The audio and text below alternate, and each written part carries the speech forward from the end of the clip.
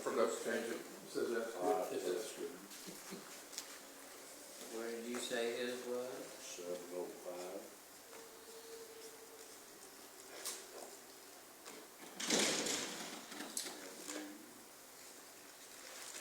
I'm gonna sing 112. We'll sing with it? Yep, I got it written down.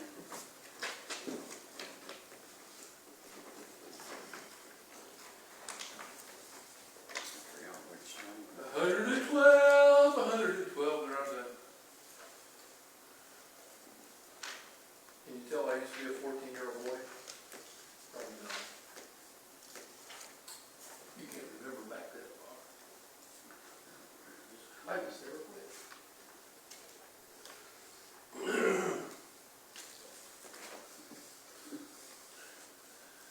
Let's have a little prayer before we get started. Father, we thank you for the night. We thank you for the opportunity to study again.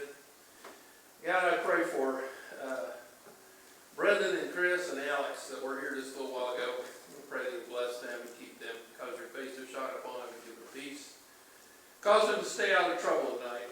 I pray that you would bless Tammy and her space with the kiddos that stayed, with these young ones, Walter and Arkin and Blaze. I pray that you bless them, help them to learn tonight. I pray that you would go with us as we continue working with kiddos and bring them back to us again. We get them and then they go and then they come back. And we just praise you for what we have of them. We pray that you will bless Tammy and help her not to go crazy. And I pray that you would bless us as we study, cause our face to be lifted up tonight because of what we look at, and cause us great joy. Help us to give back joy as we sing and as we pray and as we study. In Jesus' name, amen. 112. It only takes a spark to get a fire going, and soon all those around can warm up in its glowing. That's how it is with God's love. Once you've experienced it, you spread His love to everyone. You want to pass it on. What a wondrous time is spring, when all the trees are budding. The birds begin to sing, the flowers start their blooming. That's how it is with God's love. Once you've experienced it, you want to sing. It's fresh like spring. You want to pass it on. I wish for you, my friends, this happiness that I found. You can depend on Him. It matters not where you're bound. I'll shout it from the mountain top. I want my world to know the Lord of love has come to me. I want to pass it on. All right, you all. Singing is corporate activity.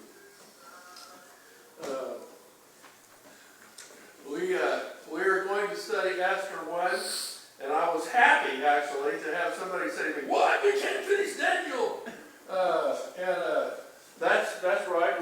We can't finish Daniel. It's not so much that we couldn't actually look at it and read it. It's that, I'm sorry, my brain just hasn't decided what should be said about it yet. I've got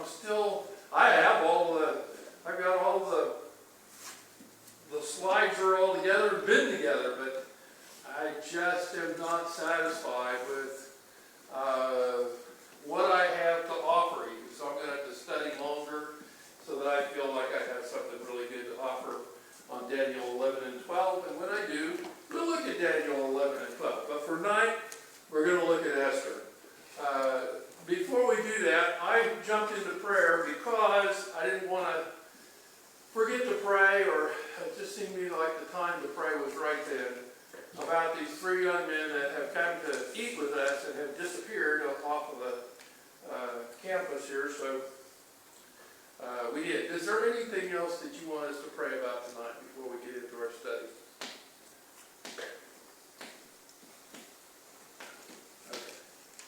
Okay, Esther 1. Now it took place in the days of Ahasuerus, the Ahasuerus, who reigned from India to Ethiopia over 127 provinces. This is the approximate reign of Ahasuerus' reign. This shows you, see if I can hit it with my red dot, shows you down here next to India. It goes all the way up here to Greece. And if you were remembering how we talked about Greece just after Daniel, Greece is going to rise up and it's just going to sweep through this whole area and conquer all of this. So you can see that Ahasuerus did not quite get Greece. That's because they just didn't control that part of the world. So the way Daniel read, if you remember, it was that there were going to be kings in this part of the country, the Persians, that somehow or another they were going to make this guy get up and do something, and that's exactly what happened. At least the result was that Alexander the Great moved out from Greece and conquered that whole area for himself, and plus some. So, What was the first one? was that Philip of Macedon? Is that what you're talking about? That's the dad. Yeah, Philip of Macedon would have been Alexander's dad, and you can see this Macedonia, so that's Philip of Macedon. He actually was ruling in this area, and the Greeks were real bad about fighting with each other. And so they fought with each other for a long time, and then eventually Philip more or less gets them united, and Alexander, his son, I guess while they fought with each other, they learned how to fight. Because with, outnumbered 10-1, they come down to the Persians and just wipe them out. So, pretty awesome stuff. In those days, as King, but this is previous, this is before that. In those days, King Ahasuerus sat on his royal throne, which is at the citadel in Susa, which is right over in this area. You may remember right here's Jerusalem, approximately where my red dot won't quite settle down. And then it goes around, and this is what you call the Fertile Crescent, right through here. And this is Susa, right over here. So that's where he ruled from, right in this area. So that's that. I threw this slide in because I wanted you to have a chance to try to get yourself, if you know where Europe is, up in here, this is Great Britain and Ireland, and here's Spain, and this is the Gibraltar, the Straits of Gibraltar there, and then you come through here's the Mediterranean Sea, up here's Caspian Sea and Black Sea, and there's the Red Sea, and there's Persian Gulf. So that can help you to kind of begin to see, well, how does everything relate? Well, here's the Mediterranean Sea, here's the Black Sea, Caspian Sea, Persian Gulf, Red Sea. So if that helps good to kind of get more of a global context for the area that we're actually looking at, then I wanted you to at least have a chance to do that. I don't know how many of you are sort of nerdish, but I am. One of the things that you can do, and just fritter away hours if you get curious like I do, you can go to what's called Google Earth. Go to Google Earth, I think it's just .com, googleearth.com. And it will allow you to zoom in and out of the globe any way you want. You can get in outer space if you want to, come down to, right down to, just like a few hundred feet off the ground. It's still pretty good perception of what's there. You can turn that globe this way and that anywhere in the world. And in some places in the world, they have taken pictures on the street so that you could go drop your little van on the street and you get to see from the street view what it looks like there.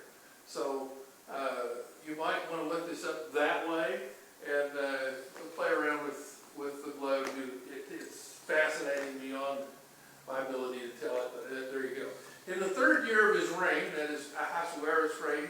he gave a banquet for all his princes and attendants, the army officers of Persia and Media, the nobles and princes of his provinces, being in his presence. I'm going to stop right there for half a second and talk about where Esther is in the Bible. Got Ezra, Nehemiah, Esther, which is about right for timing. But then the next book is Job. So does Esther belong with Job? That's another question you might want to raise, because Esther is, as you will see, very dramatic and very sort of, it wants to teach you like a moral of the story type thing. It's that kind. It's got tension and drama, and it spreads itself out over 7 or 8 chapters. So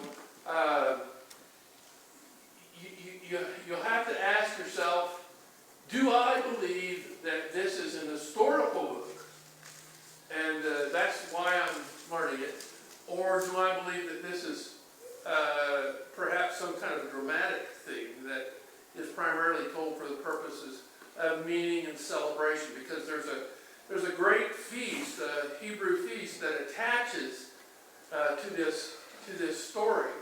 In fact, if you and I were Hebrew people, and we were reading this story together, we would wait until, I think the 2nd chapter or so, something like that, when the names Esther and, I also don't want to call him Balaam, that's not his name. Haman. What? Haman. That's so easy to remember. Haman, almost the hangman. Haman, when the word Haman comes up, everybody goes, whenever they're telling the story. And whenever Esther comes up, yay, and they clap, and they carry on. So they have a lot of fun with the telling of this story. And you're welcome to do that if you like. But in any case, we're gonna keep moving here. Ahasuerus invites all his princes, attendants, army officers of Persia and Media, the nobles, princes of his provinces, that they should be in his presence. And he displayed the riches of his royal glory and the splendor of his great majesty for many days, 180 days. So he has all this kind of an open house, you might say, and shows off all his wares. And this is a description of what it was like. And when these days were completed, the king gave a banquet lasting 7 days. Did I get that right? Yeah. 7 days for all the people who were present at the citadel in Susa, from the greatest to the least, in the court of the garden of the king's palace. There were hangings of fine white and violet linen held by cords of fine purple linen on silver rings and marble columns. Anybody been to a state fair and looked over the quilts? I do, I like them. And the couches of gold and silver on a mosaic pavement of porphyry, marble, mother of pearl, and precious stones. Sounds sort of like a fair, maybe a World's Fair type thing. 180 days, it's kind of like a World's Fair. Drinks were served in golden vessels, this is at the end of it, of various kinds, and the royal wine was plentiful according to the king's bounty. So they were served in beautiful ornamental kinds of vessels, and I'm sure the wine was great. The drinking was done according to the law. There was no compulsion, for so the king had given orders to each official of his household that he should do according to the desires of each person. Queen Vashti also gave a banquet for the women in the palace, which belonged to King Ahasuerus. Interesting development right there. Queen Vashti, she gives a banquet at the same time the king is doing what? Giving a banquet. Banquet over here for the king. Queen decides, I'm going to have a banquet too. So she has a banquet.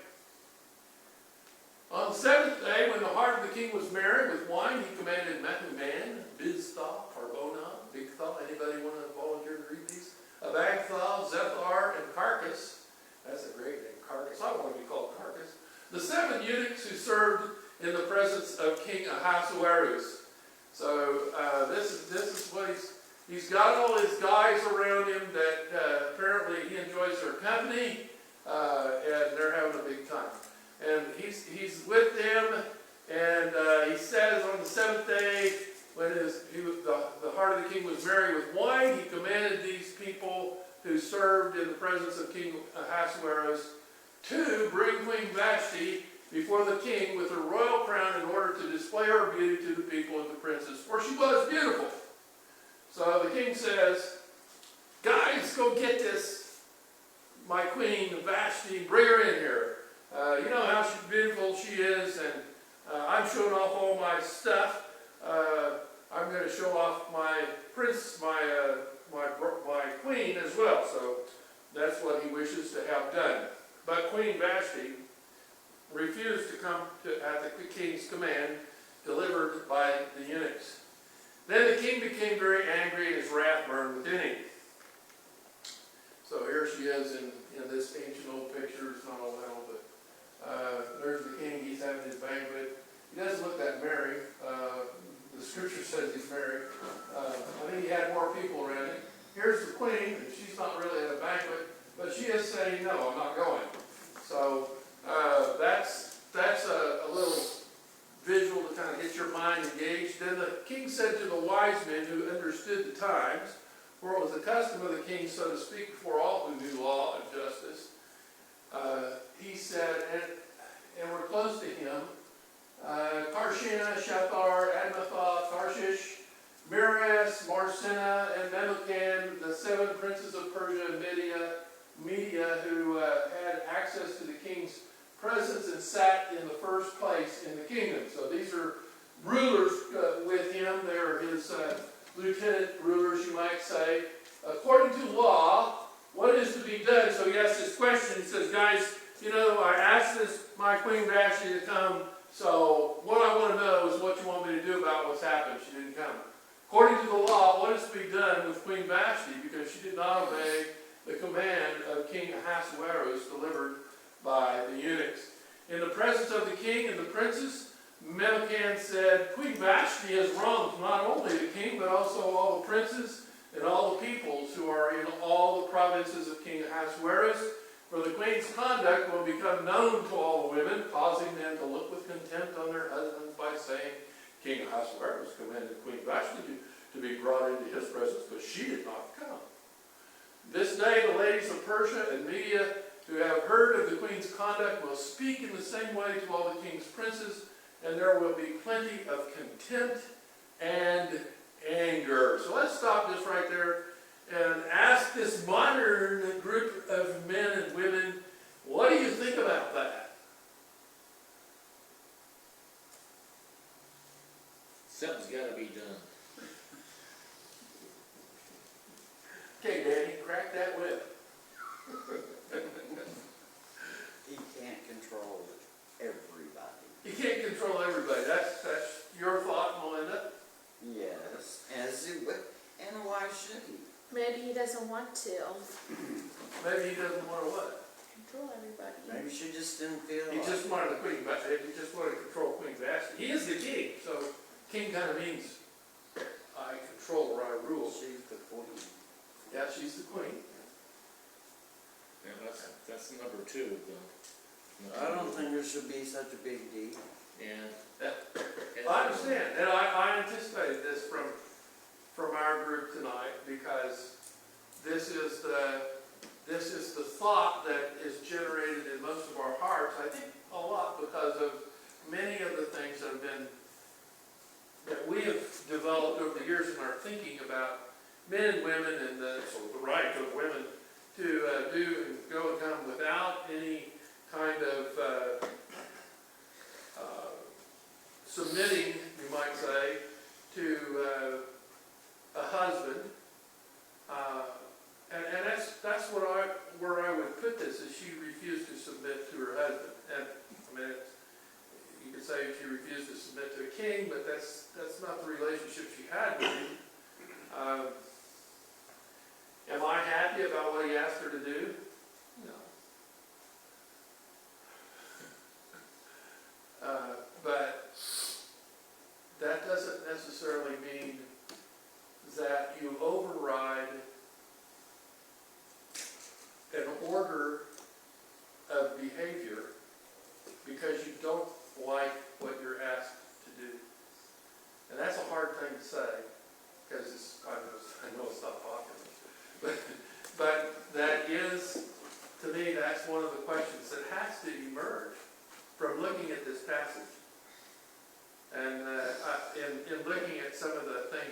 afternoon, because I have to confess, I went right up to around, I don't know, 3 or 4 o'clock this afternoon.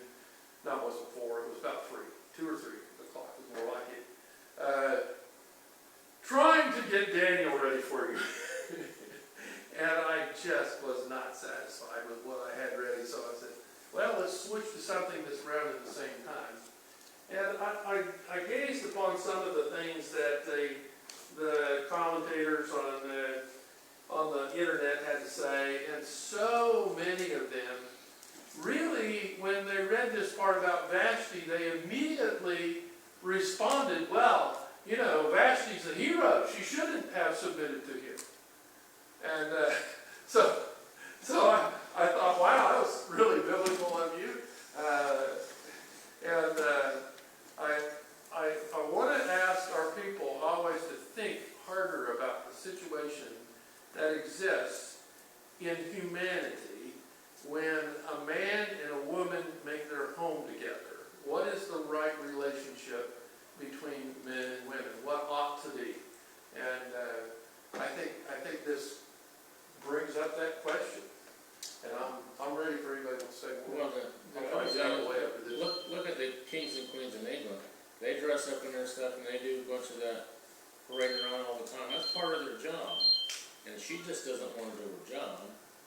And so, in my opinion, because that's why they do that. They put on their crown, and they get their staff and their board, and they put on the show because that's what they're supposed to do. That's what queens do. Yeah, that's what kings and queens do. Right. So, Well, I don't anticipate that we'll have great sort of unity out of the discussion tonight. I'm not looking for that per se. I am looking to lift the subject up and say, well, let's be willing to think about it and turn it over in our heads. You know, if you have comments to make to me now, that's good, or later, that's good too. And I'll try to be a listener mostly and not a person that sort of gets the last word. If it pleases the king, let a royal edict be issued. This is where it goes from here. You're not going to like this if you didn't like the front part. If it pleases the king, let a royal edict be issued by him, and let it be written in the laws of Persia and Media, so that it cannot be repealed, that Vashti may no longer come into the presence of King Ahasuerus, and let the king give her royal position to another who is more worthy than she. I think if you had to ask yourself, well, how is the king responding now? Or what kind of a rule is being made? The king hasn't actually responded yet. What kind of a rule is being made? It'd have to almost, I would suggest, be along the line of what Daniel's song back here in the back says. That is, she wasn't doing what she needed to do as a queen, so let's deal with her unwillingness to function as queen. When the king's edict which he will make is heard throughout all his kingdom, great as it is, then all women will give honor to their husbands, great and small. Now that doesn't sound like this is so that the king can have a queen who's doing her job. This sounds like there is a concern about order in a married household. And so that's where I think your book actually goes. That's where Esther goes. If she goes, the book of Esther, whoever's writing this, goes toward the problem exists that Queen Vashti needs to set an example that other women in the kingdom will be able to follow in their own households. So that's what I would see in that verse 20. Is that what you see or something else? that's what he's talking about before, about how all the princes are going to get angry at him if he lets her get away with it, because their wives would do the same. That's kind of what he's talking about the whole time. Is this? All right. This is just a photograph I took off. This is a painting. This is where Vashti sort of gets the news read to her. So that's somebody's idea of how that might have looked. This word pleased the king and the princes, and the king did as Memucan proposed. So he sent letters to all the king's provinces, to each province according to its script, and to every people according to their language, that every man should be the master in his own house, and the one who speaks in the language of his own people. After these things, when the anger of this is chapter 2, King Ahasuerus had subsided, he remembered Vashti and what she had done and what had been decreed against her. Then the king's attendants who served him said, "Let beautiful young virgins be sought for the king. Let the king appoint overseers in all the provinces of his kingdom, that they may gather every beautiful young virgin to the citadel of Susa, to the harem, into the custody of Hegai, the king's eunuch who is in charge of the women, and let their cosmetics be given them. Then let the young lady who pleases the king be queen in place of Vashti." And the matter pleased the king, and he did accordingly. So I'm going to stop right there again and just suggest another solution for Belinda, and the thought that Vashti she shouldn't have to do those sorts of things. And you might also be uncomfortable with what's just been asked. I don't know. I'm surprised if you wouldn't be a little bit. Now the king is bringing all these women in to look them over, almost like gosh, I placed this class 2, 4, 3, 1. I don't know if you know what I mean by that, but when I was a kid in a farm setting, we used to have what was called Angus Day. We bring everybody bring their cattle. You'd be assigned, you had to bring like a class of cattle, like 4 heifers, for instance, and it was always in groups of 4. And then you'd have a judging contest. You'd have a guy come out. We'd have a guy come out from Kansas State University who was an expert in in animal husbandry, but particularly in the shape of cattle. And all of the FFA boys, and I wasn't an FFA guy, I was a 4-H guy, so I got to represent our 4-H club. And we would attempt to put the class of 4 heifers in the right order. And of course, this master judge, he would give you the right order, and his order ruled, and he would give his reasons. This almost reminds me of that kind of thing, only with human beings. So what I would say to your discomfort in that is read the rest of the story, because it's okay, I think, to have either opinion. Either the one, well, I don't think they did right to Vashti, or I think this is an awful way to treat women. It's okay, because the beauty of the story of Esther is that it speaks even if that's what you think. Because it's not here to tell you, well, this is what God thinks about the order of things. I don't think that's there at all. Instead, it's how God works through all kinds of arrangements, and this one included. So, I don't know if that helps in your perception of this, but I'll repeat it again because I really do think it. That you have to be willing to say, well, it's not so much that all of these things, all these conditions are the right kind of conditions. We can all sit up there and go, ho, you girls are going to have to do this and that now. That's not what this story is about, though. It's about something else. That even if that kind of condition exists somewhere, God can work through it in the people who are under it and having to live in it.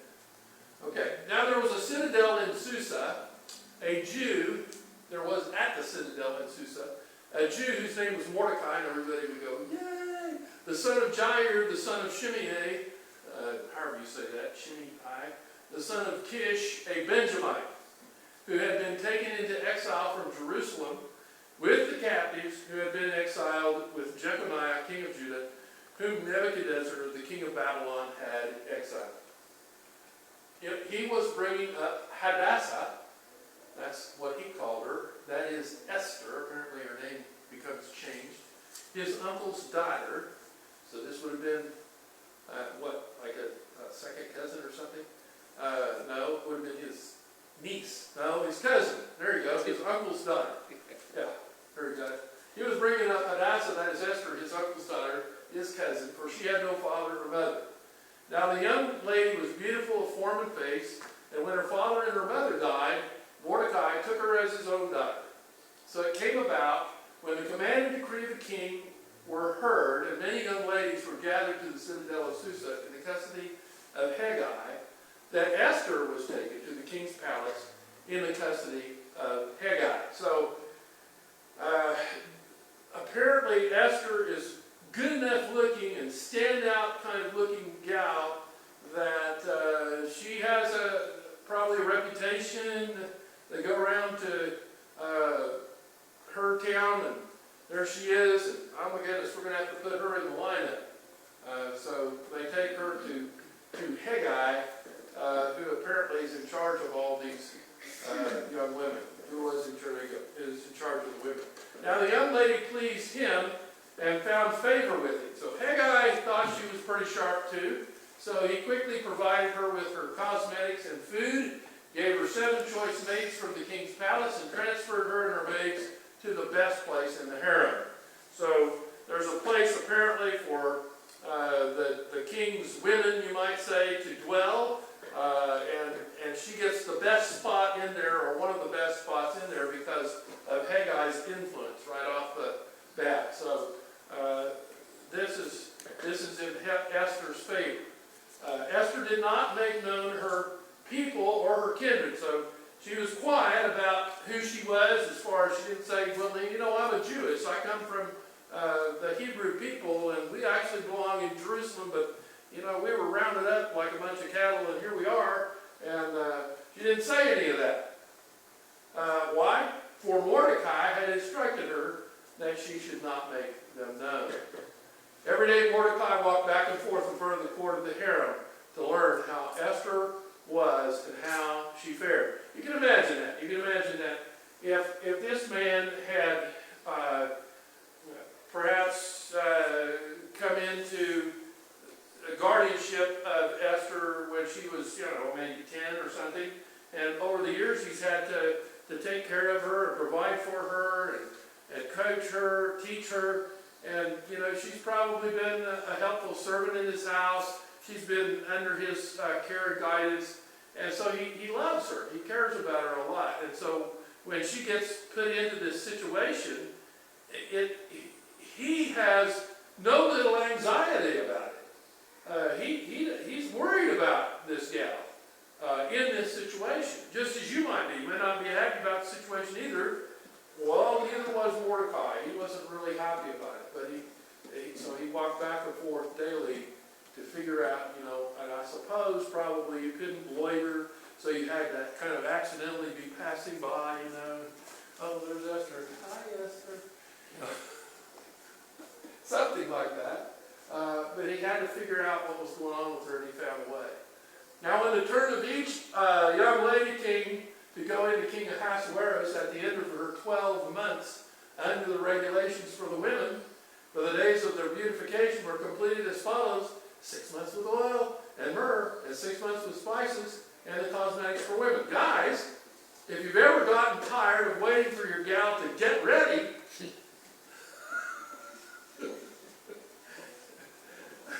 you ain't got nothing on Ahasuerus. The young lady would go into the king in this way. Anything that she desired was given her to take with her from the harem to the king's palace. So I don't know what she might have taken. Maybe they had plush animals or something. Well, I've got my little unicorn with me today. Or what, you know, maybe they had, you know, some kind of wine, or I don't know what they might have taken with into the king's presence, but this was something apparently they were able to do and they thought about doing. And Esther's no different. She's thinking about it too. In the evening she would go in, and in the morning she would return to the second harem, to the custody of a beautifully named person, Ashgaz, the king's eunuch who was in charge of the concubines. She would not again go into the king unless the king delighted in her, and she was summoned by name. So works is you spend 12 months, 6 doing one kind of cosmetic, and 6 months doing another kind of cosmetic. It all comes down to one day, and you get to go in the king's presence, and hopefully he gives you the nod, and you get to come back. Maybe. Anytime you think of a beauty pageant, or you think of a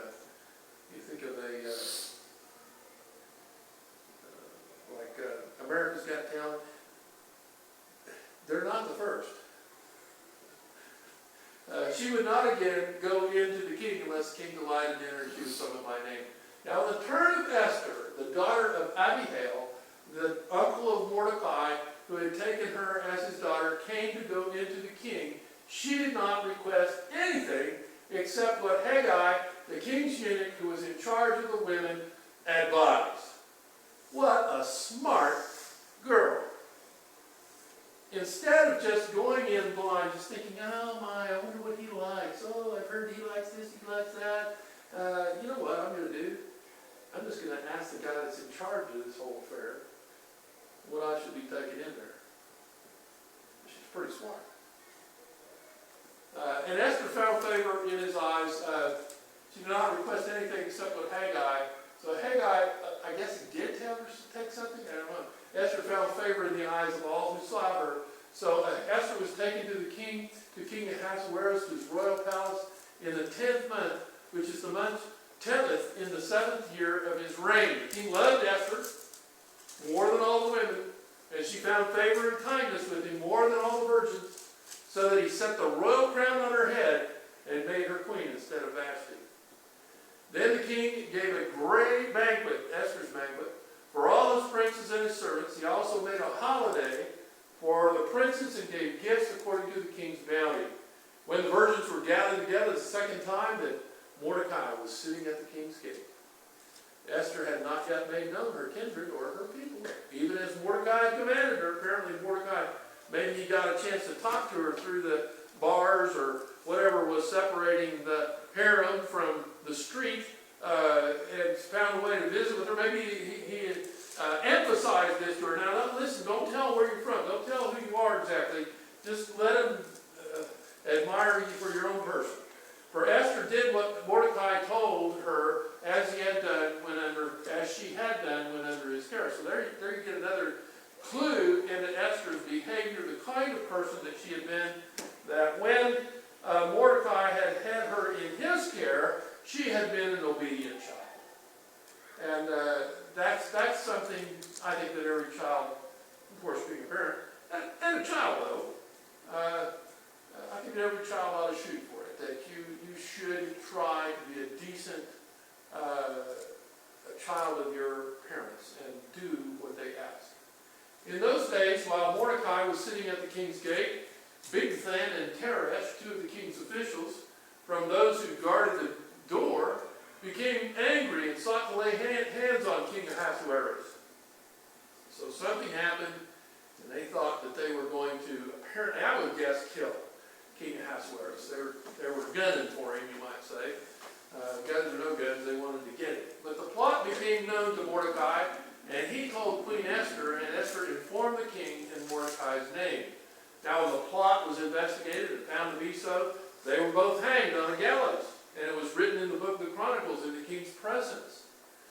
After these events, King Ahasuerus promoted Haman. Boo! This is what we holler whenever Haman's name comes up. The son of Hammedatha, the Agagite, who advanced him and established his authority over all the princes who were with him. So Haman gets a kind of a leg up in the kingdom. He's probably been shooting for it all along, as you can kind of tell in the things that he devises coming up in the chapters ahead.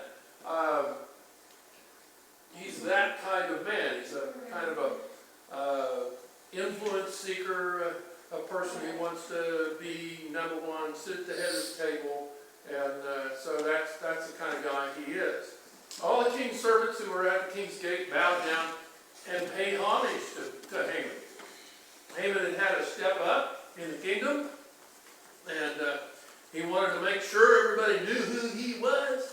And so he would go along probably at the king's gate. And as he came up to the king's gate, he'd probably walk a little slower to make sure everybody had a chance to bow down before him. For the king had commanded, for so the king had commanded concerning him. Everybody bowed down to Haman. He's big boss now. He's over, a territory and over some of our men. So pay him some homage, give him some respect. But Mordecai, interesting, neither bowed down nor paid homage. Didn't he know the king had commanded this? He didn't know. Then the king's servants who were at the king's gate said to Mordecai, "Why are you transgressing the king's command?" Here's the question. Now it was when they had spoken daily to him, and he would not listen to them, so apparently he knows. He's just not doing it. He would not listen to them, that they told Haman to see whether Mordecai's reason would stand. For he had told them that he was a Jew. Why would that make any difference? Sorry, I can't bow down to you. I'm a Jew. Well, what's that have to do with anything? Why, being a Jew, can you not bow down to me? What's your answer? Not supposed to worship anybody or anything besides God. We don't bow to anybody but God. When Haman saw that Mordecai neither bowed down nor paid homage to him, Haman was filled with rage. We know that's why Mordecai did this.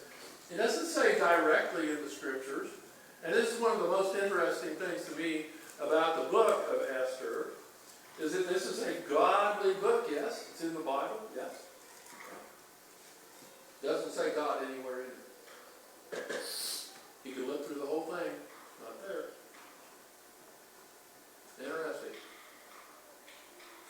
But he disdained to lay hands on Mordecai alone, for they had told him who the people of Mordecai were. Therefore Haman sought to destroy all the Jews, the people of Mordecai, who were throughout the whole kingdom of Ahasuerus. By now it's a known thing that, I lost my monitor. It's not terribly important to me that it comes up, but it did blink off and I can turn around. It's not going to be a problem with that. They do it yet? Yeah, I might try to restart it or something. I don't know what verse I was. It was on chapter 3 yet? It was. Now it's coming up.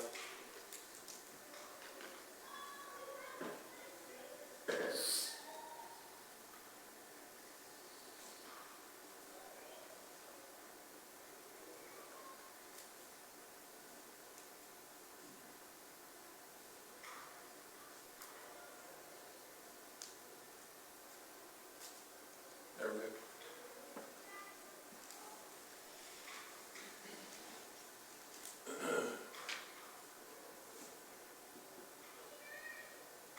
Okay. Haman got terribly angry about this. That he wouldn't bow down because he was Jew. He basically said, look, we're Jews, we don't bow to anybody. So Haman was very angry about that behavior and decided, it's not enough for me to just get after Mordecai. I'm going to have it in for every Jew, because they're the kind of people who won't bow down to us. So, in the first month, which is the month of Nisan, in the 12th year of King Ahasuerus, Pur, that is the lot, was cast before Haman from day to day, and from month to month, until the 12th month, that is the month Adar. Then Haman said to King Ahasuerus, there is a certain people scattered and dispersed among the peoples in all the provinces of your kingdom. Their laws are different from those of all other people, and they do not observe the king's laws. So it is not in the king's interest to let them remain. You ought to get rid of them. You may not like Hitler's attitude towards the Jews, but again, he wasn't the first. There have been people who've had it in for him all along. And the reason is because they don't bow down to others. They don't fit in. They worship God. They worship a God who is himself and not some other. You can't make up the God that the Jews belong to. he is himself. And rulers won't like that. They don't like that a bit, because then it suggests right off the bat that these people are not manageable. So, this is what he said. He said, if it is pleasing to the king, let it be decreed that they be destroyed, and I will pay 10,000 talents of silver into the hands of those who carry on the king's business to put into the king's treasuries. So, let's kill them, and for the pleasure of getting it done, I'll reward the kingdom with extra money. Then the king took his signet ring from his hand and gave it to Haman, the son of Hammedatha, the Agagite, the enemy of the Jews. The king said to Haman, the silver is yours, and the people also. Do with them as you please. Then the king's scribes were summoned on the 13th day of the first month, and it was written just as Haman commanded to the king's satraps, to the governors who were over each province, and to the princes of each people, each province, according to its script, each people, according to its language, being written in the name of King Ahasuerus and sealed with the king's signet ring. Letters were sent by couriers to all the king's provinces to destroy, to kill, and to annihilate all the Jews, both young and old, women and children, in one day. So there was to be sort of a Kill the Jew Day, and they set a date, and they sent this advice out everywhere in the kingdom. Apparently, the Jews knew about it too. The 13th day, this was to happen on the 13th day of the 12th month, which is the month Adar, and to seize their possessions as plunder. A copy of the edict to be issued as law in every province was published to all the peoples, so that they should be ready for this day. The couriers went out, impelled by the king's command, while the decree was issued at the citadel in Susa, and while the king and Haman sat down to drink, the city of Susa was in confusion. The people were upset about this. I'm sure there were a lot of Jews that didn't like it. Probably to clarify, not muddy, I hope, the issue, it ought to be said that many Jews have been transported out of Jerusalem, out of the Holy Land, over into what was Babylon at first, and later became Persia, under Persia's rule, and they were settled all through that area, and set up homes and businesses and had a life, were part of a community. And so when this kind of a thing happens, it's going to be very painful to a lot of people. Esther 4. When Mordecai learned all that had been done, he tore his clothes and put on sackcloth and ashes and went out into the midst of the city and wailed loudly and bitterly. You think he was alone? I kind of want to know that. Was he the only guy that did this? Were there other Jews that behaved this way? That would be a little upsetting, would it not? I mean, you're walking down the street and there's 3, 4, 5 guys out there in the street just bawling their eyes out, wailing and wailing. They've got their clothes torn.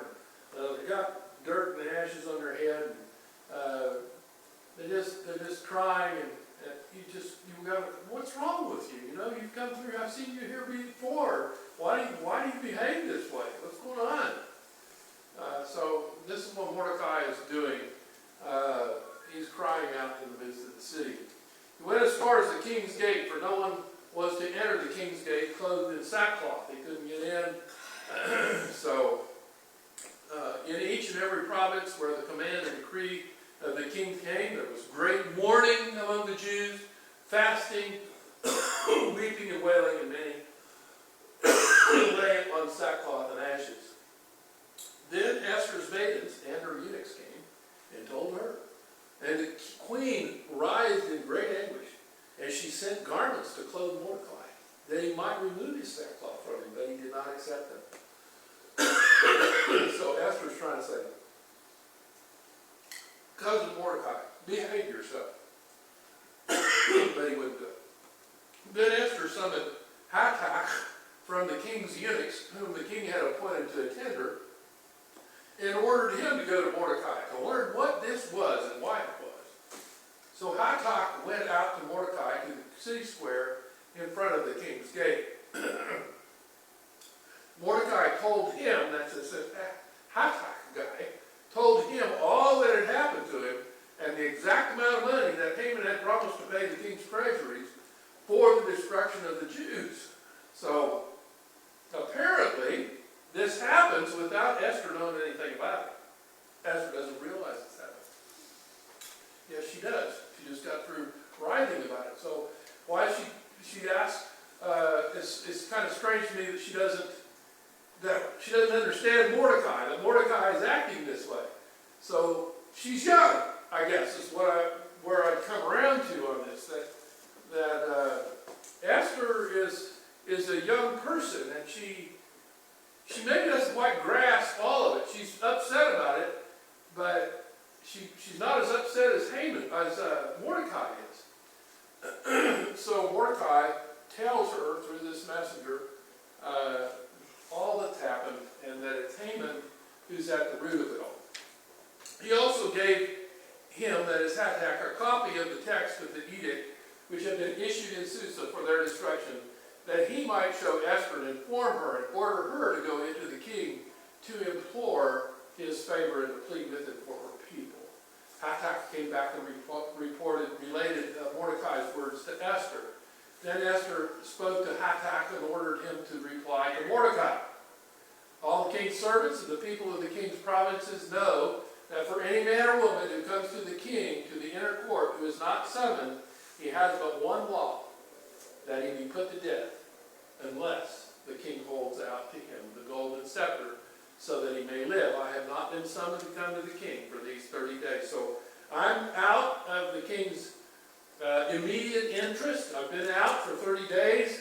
If I go in there unbidden, there's a good chance I'm going to die, because the rule is you do not go into the king's court unbidden. If you go in and he doesn't recognize you, it's off with your head. So she is not at all pleased about her prospects in trying to get the king's attention on this, and she says this very clearly. So she's having to make a very serious, hard decision for a young woman. They related Esther's words to Mordecai. Then Mordecai told them to reply to Esther. This is where I think kind of the very center of the decisive moment in this book is. And it's these motives and these considerations that Mordecai has that should clue you in. And I would say that you need to be aware that a time like this may arise in your life, where you too have to take on this kind of weight. And this is what Mordecai says to young Esther. He says, "Do not imagine that you in the king's palace can escape any more than all the Jews. It's going to be found out that you're a Jew by and by. You let this go down, you let this happen to us, it's eventually going to happen to you too. So don't imagine you can escape. For if you remain silent at this time, relief and deliverance will arise from the Jews from another place, and you and your father's house will perish. And who knows whether you have not attained royalty for such a time as this." That's a real big clue to the presence of God in the story. It doesn't name God, but it says, look at it. You were chosen out of all of the young women available in the kingdom at this time. You, a Jewess, and here it is, you ended up being the single person out of all the livelong world that was chosen to be the queen.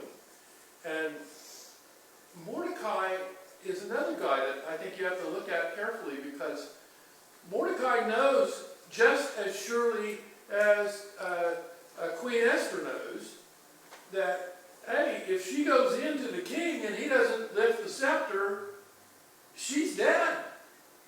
And he cares about it. And yet he has to say that I need to risk not only myself, but I have to risk those that I love. And that's a hard decision. And I think it's a right thing to come to, a right moment to face and say, well now, if it came to it, could I ask my child to face death if the reasons were right? That's a hard thing. Then Esther told them to reply to Mordecai, go assemble all the Jews who are found in Susa and fast for me. I thought about this, first thing I read, I thought about, well, I need to ask these people to pray for me and fast for me so that I'll understand Daniel and we'll get to the end of that book.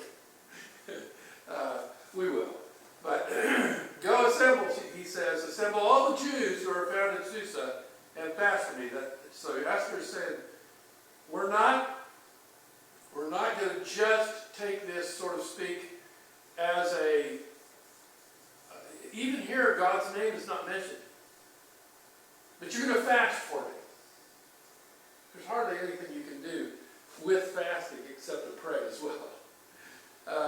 So all the Jews who are found in Susa and fast for me, do not eat or drink for 3 days, night or day. I and my maidens also will fast in the same way. And thus I will go into the king, which is not according to the law. And if I perish, I perish. She's a grown-up girl. She faces her possible ugly fate head on and makes up her mind. So Mordecai went away and did just as Esther had commanded him. In other words, he asked everybody, please fast for Esther. And that's where we are going to finish for tonight. We'll pick up with chapter 5 next week. We'll finish that. It'll give me a week, a couple weeks to try to get ready for Daniel 11 and 12. May God bless you, cause his face to shine upon you, and give you peace. It's not here now. That's just the way it was. You don't have to like it, that's just the way it was.